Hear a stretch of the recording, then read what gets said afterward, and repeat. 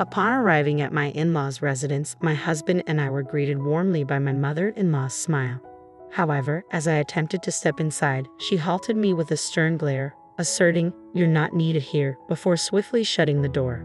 I stood bewildered, momentarily frozen by her unexpected rejection. When I cautiously reopened the door, her expression was one of seething anger. "I've heard the rumors. Your parents' financial troubles, aren't they? We don't want that kind of baggage here," she spat out before slamming the door once more. I stood outside, dumbfounded, clutching my bags.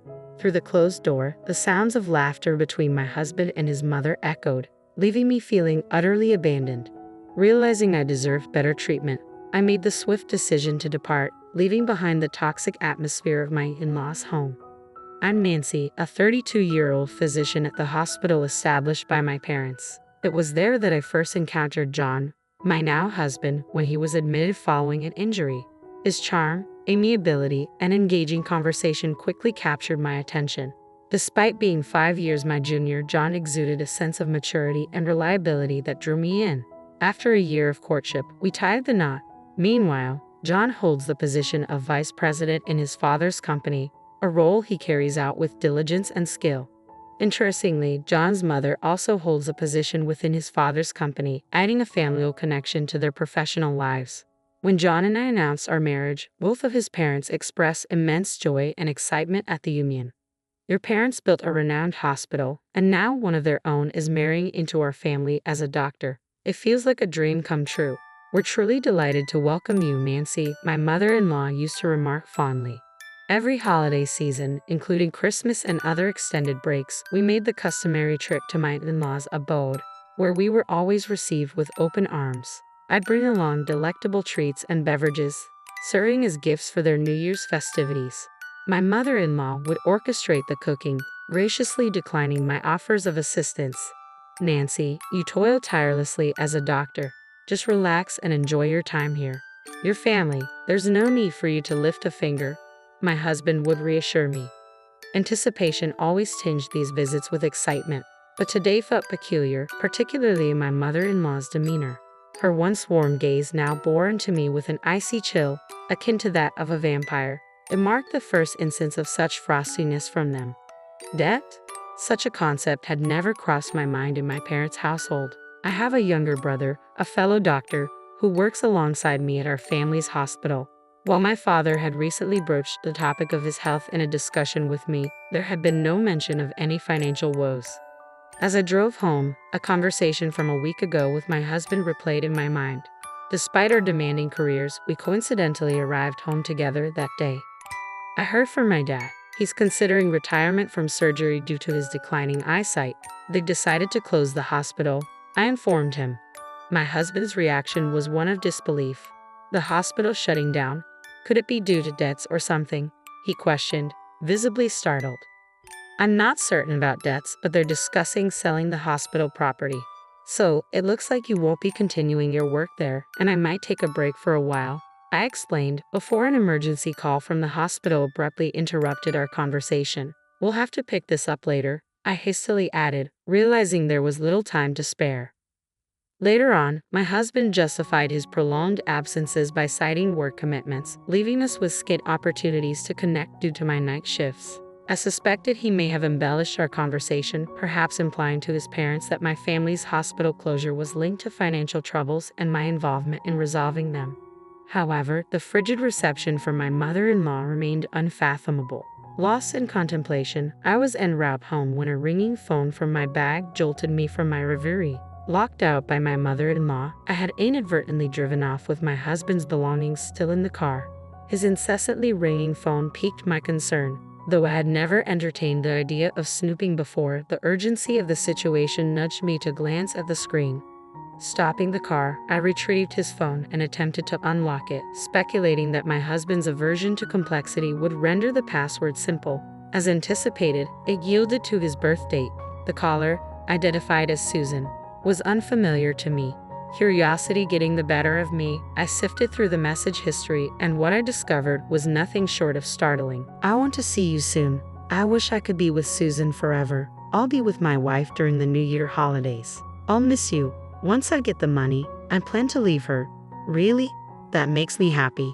I love Susan the most."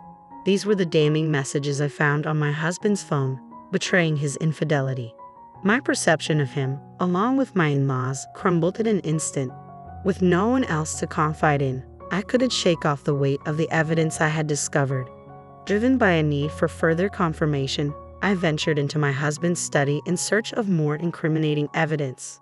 Rifling through his belongings, I stumbled upon a drawer containing photographs of him with an unfamiliar woman, presumably taken during a trip, alongside hotel receipts and other damning documents. Each revelation struck like a blow to my already shattered trust. Unable to bear the weight of this betrayal alone, I made the decision to seek solace at my parents' home. As I pressed the doorbell, it was my mother who greeted me, her surprise evident as she swung the door open. "Why are you here so late? You look pale. Are you okay?" My mother's concerned voice greeted me as tears welled in my eyes. Her caring presence was a balm to my distraught soul as she swiftly enveloped me in a warm blanket. Sensing my distress, my father's concern was palpable as he inquired about what had transpired. With trembling lips, I recounted the unsettling behavior of my in-laws. My mother's shock mirrored my own, while my father's anger simmered beneath the surface. "Such despicable, ungrateful behavior," he seethed. In a twist of fate, it emerged that my husband's family business was foundering, and they had frequently turned to my father for financial assistance, a fact previously unbeknownst to me. "Perhaps, for the sake of clarity, you should continue to observe their actions and discern their true intentions," my father suggested, his proposal laden with intrigue. At that moment, the idea held a peculiar allure. The following day, I mustered the courage to return to my in-laws' residence. Standing at the entrance, I raised my voice. I apologized for my immaturity as a wife. "Please allow me back in." Along with my apology, I presented an array of gourmet ingredients and fine wine as peace offerings. Eventually granted entry, I was met with a smug expression from my mother-in-law as she observed the luxurious gifts. Behind her, both my father-in-law and husband greeted me with icy stares. "We extended kindness to you under the assumption of your prestigious familial background. However, now that we're aware of your family's financial struggles, you'll need to exert yourself as a diligent wife," my mother-in-law declared, her words laced with disdain. Acknowledging the situation, I braced myself for the relentless mistreatment that followed. "Come on, get moving. Start cooking," she commanded, pushing me towards the kitchen. With the ingredients I had brought, I diligently prepared dishes and served them to my father-in-law, mother-in-law, and husband, who eagerly dug in. "Hey, we need more wine. Hurry up and fetch another bottle. You're so careless. Is this all you've prepared? You might be a skilled doctor, but you're utterly incompetent as a homemaker." They grumbled yet devoured every last bite. As I attempted to join them for a meal, my mother-in-law abruptly slapped my hand, causing my fork to clatter to the floor. "What do you think you're doing, sitting here? Do you expect to dine with us? Housemaids eat in the kitchen. So now I'm just the housekeeper," I retorted incredulously, my voice trembling with disbelief. "How dare you speak to me like this, John? Especially when your family's fortunes have dwindled. Is that how you truly feel? And you, Nancy, with your arrogant demeanor. I always despised it, but I tolerated it under the illusion of your family's wealth. Listen to your mother. I'll keep you around as nothing more than a housekeeper." John's words cut through me like a knife, shattering any lingering hope that his behavior was merely a facade. Realization dawned upon me. My husband's callous behavior was his true nature all along. Left alone in the cold kitchen, I resigned myself to eating the leftover scraps and facing a mountain of dirty dishes. "Save water and wash in cold," they instructed, a cruel directive that felt particularly harsh in the biting winter cold, causing my entire body to tremble uncontrollably. When night fell, my mother-in-law pointed towards a frigid shed devoid of any warmth or comfort. "Where's the bed?" I questioned, hoping for at least a semblance of decency. "What? You expect a bed?" she scoffed. "There are some old towels and cardboard in the shed. Make do," she replied callously, leaving me to confront the harsh reality of my situation. Recognizing their true colors, I discreetly recorded their abusive tirade. With nothing left to bind me to that toxic environment, I resolved to leave that house for good. That night, as I shivered in the freezing shed, my anger towards my father-in-law, mother-in-law, and husband served as my only source of warmth. "I'll never forgive them. I vowed, my determination burning brighter than the biting cold. In the dead of night, after they had succumbed to drunken stupor, I silently slipped away and drove back to the sanctuary of my parents' home.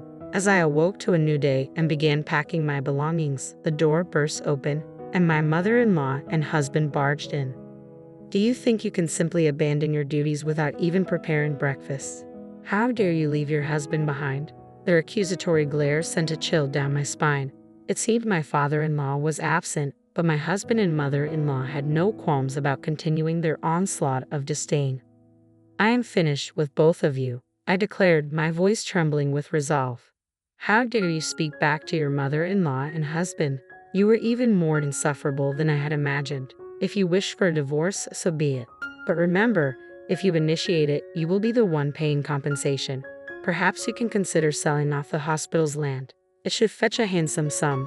We'll take that, my father-in-law retorted coldly, his words dripping with malice. Though I had intended my words to be sarcastic, my husband merely smirked, believing he held the upper hand. To my dismay, he flung a paper in my direction. It was a pre-filled divorce application.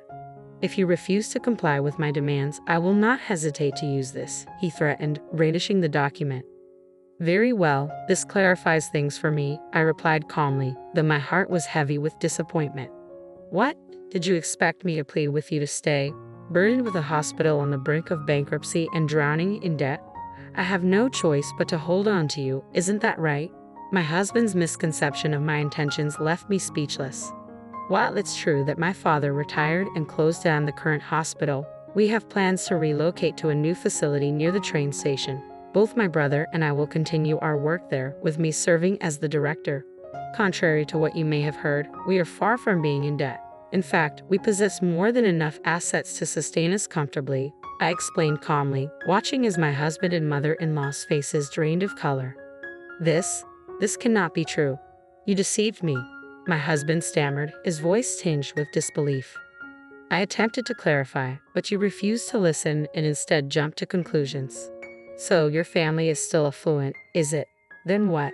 My mother-in-law interjected anxiously, her panic evident. Can we just forget everything that transpired yesterday and today? After all, we've always been on good terms, haven't we? She pleaded, attempting to brush aside the events of the past few days.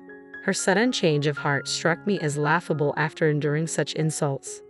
I'm astounded that you would spew such vile abuse at me and then have the audacity to ask me to forget it all. Remember, according to you, I'm just the housekeeper, right? I retorted, my tone laced with bitterness. No, it was all a misunderstanding. Please, let's just move past this, my husband pleaded, his voice tinged with desperation. It's too late for apologies. I see through your facade now. By the way, my father will be reclaiming the $100,000 he loaned to your company, I retorted, my tone resolute. What? How did you find out about that? We don't have that kind of money, my husband exclaimed, panic creeping into his voice as he realized the magnitude of his error.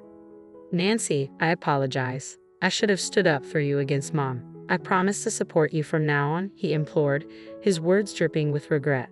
You mean support Susan, right? I countered sharply, my patience wearing thin.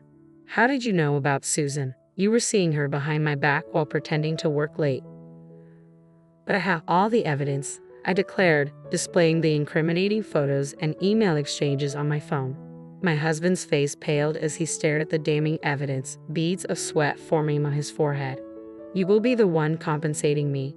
Susan was just a meaningless fling I met at a bar. I'll end things with her. Please find it in your heart to forgive me, my husband pleaded, his apology accompanied by a pitiful demeanor. Tears and drool mingled on the floor, lending him an air of wretchedness. But that wasn't the end of it. I presented him with a photo of a life insurance policy taken out in my name and a detailed pamphlet on car maintenance, conspicuously highlighting a section regarding brake tampering. Not only did you covet my family's wealth, but you also plotted against my life. I've already informed the authorities, so your threats hold no sway over me anymore, I stated firmly, my resolve unwavering. My company is in dire straits. I need the money. Please, I beg you to help me, he pleaded desperately. Don't be absurd. From now on, all communication will be conducted through our lawyers. I never want to lay eyes on you again, I retorted coldly. As he lunged towards me, my father and brother emerged from the back room, swiftly restraining him. Pinned to the ground, he wept uncontrollably, while my mother-in-law stood by, rendered speechless by the unfolding spectacle. The house is registered under my name. I intend to sell it, so I'd appreciate it if you could vacate as soon as possible, I informed my husband and mother-in-law, who had always found excuses to prolong their stay. Eventually, my brother stepped in and firmly escorted them out. Following that, I initiated divorce proceedings. Both my husband and the woman he had been unfaithful with provided compensation. Despite his persistent pleas for reconciliation, I remained resolute. It was only when I threatened to involve the authorities that he ceased his attempts to reconcile. Through legal channels, I pursued repayment from my father-in-law's company, and the $100,000 loaned by my father was successfully retrieved.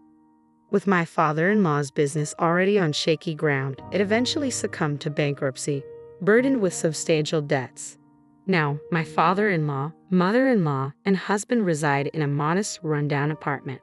Despite their efforts, juggling multiple part-time and day jobs, they struggle to stay afloat amidst their financial woes. Meanwhile, I have found fulfillment in my role as the director of a recently established hospital, thanks to the support of my brother. Together, we are committed to providing aid to those grappling with injuries and illnesses. I've invested in a comfortable apartment near the hospital and in relishing the independence of living life on my own terms.